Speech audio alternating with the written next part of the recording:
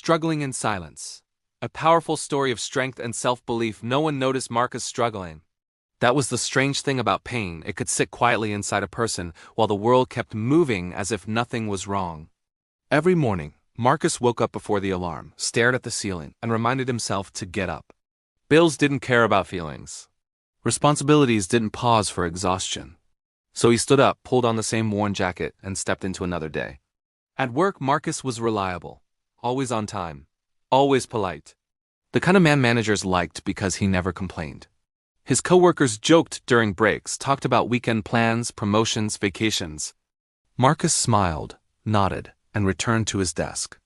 None of them knew that he was barely holding things together.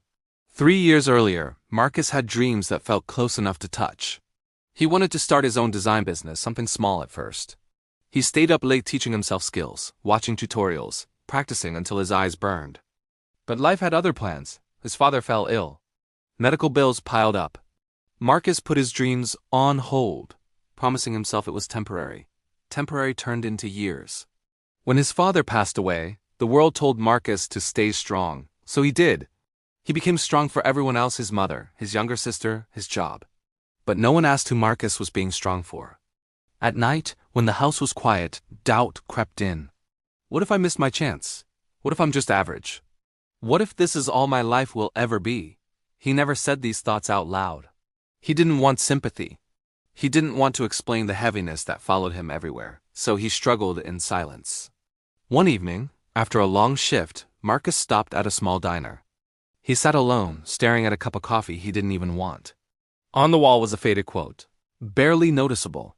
"The strongest people are not those who show strength in front of us, but those who fight battles we know nothing about." Marcus read it twice. Then again. Something about those words hit him harder than he expected. For the first time in a long while, he felt seen not by a person, but by an idea. He wasn't weak for feeling tired. He wasn't broken for feeling lost. He was human.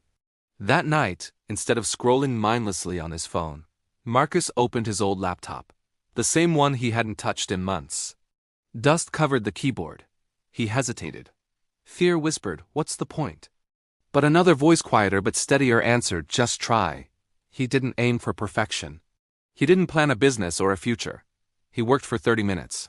That was it. 30 imperfect minutes.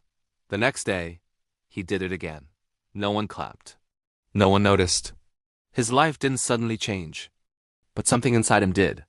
For the first time in years, Marcus was choosing himself, even if only for a small window of time. Weeks passed.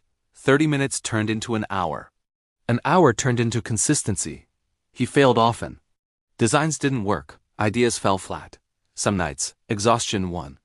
But Marcus kept going, not because he was confident, but because he was tired of giving up on himself.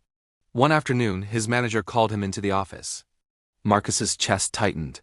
He expected bad news. Instead, his manager said, "I don't know what you've been doing lately, but your focus has changed. You seem different. More grounded."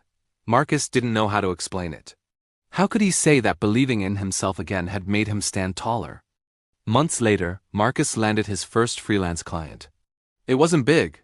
It didn't make headlines. But when he saw the payment notification, he sat in silence and let the moment sink in. This wasn't luck. This was proof. Proof that quiet effort mattered. Proof that struggling didn't mean failing. Proof that self-belief didn't have to be loud to be powerful. Marcus never became someone who shouted his success. He still moved quietly, still worked hard, still carried responsibility. But now, when doubt visited, it didn't stay long. He reminded himself of every night he showed up when no one was watching. And that was his strength, not confidence without fear, not success without struggle, but the courage to keep believing, especially in silence. Because sometimes the most powerful victories are the ones no one sees except you.